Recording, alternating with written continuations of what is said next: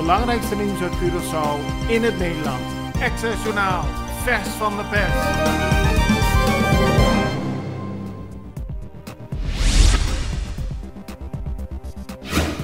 Het nieuwe schooljaar is begonnen op Curaçao en de meeste leerlingen zijn met veel plezier weer naar school gegaan. Dat geldt ook voor de meeste docenten.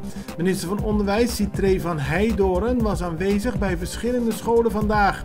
Hij begon de dag bij het Sint Franciscus College.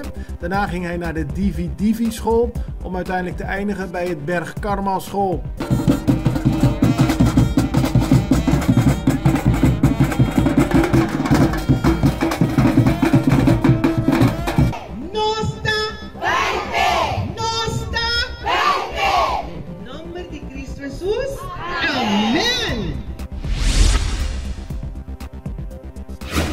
De kustwacht in het Caribisch gebied heeft de afgelopen dagen veel drugsonderscheppingen gedaan. Gisteren was het weer raak tussen Curaçao en Bonaire. In totaal 2 drugsboten werden onderschept met in totaal 13 personen daarop.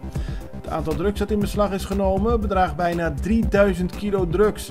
En daarmee komt het totaal aantal kilo's dit jaar op bijna 10.000. Het gaat om in totaal 9 drugsonderscheppingen. Na Colectra, nós toma tempo para servir ora com mais de comunibo. Llama-nos centro de cliente na telefone 0800-035 de Jaluna para Viernes voor die setor de mente te com setor de noite para turno serviço nan of patrão cita. Se você quer cita para sabra, também por hora. Por escolher para trabalhar, riba aqualectra.com e aproveitar a mesura, põe o documento na cerca para visita cerca nós vai mais fácil. Sim, a Colectra su centro de cliente wordt klaar para servir na momento que você comini abo.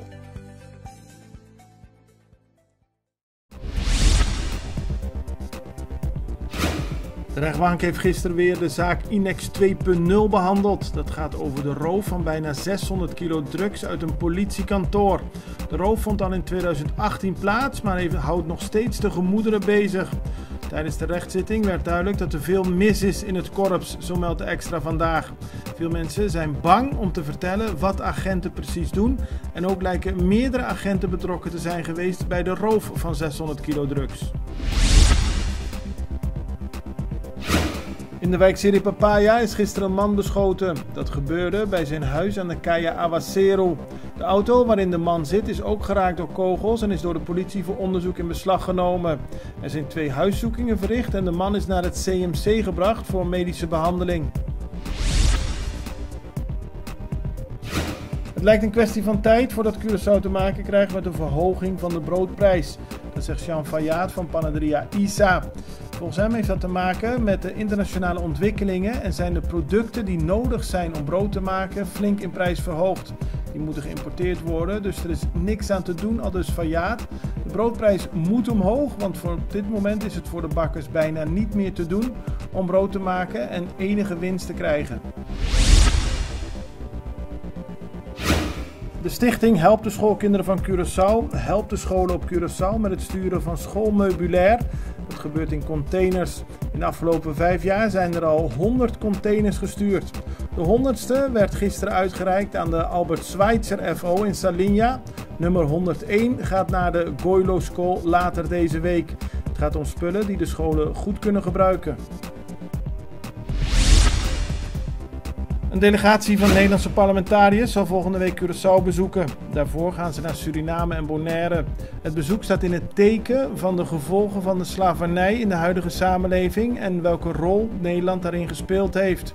Daarover zal gesproken worden met verschillende organisaties. De delegatie zal ook aanwezig zijn bij de herdenking bij het Tula-monument op 17 augustus. En de Nederlandse Tweede Kamer zal daar een krans leggen. Het belangrijkste nieuws uit Curaçao in het Nederland. Access Journaal, vers van de pers.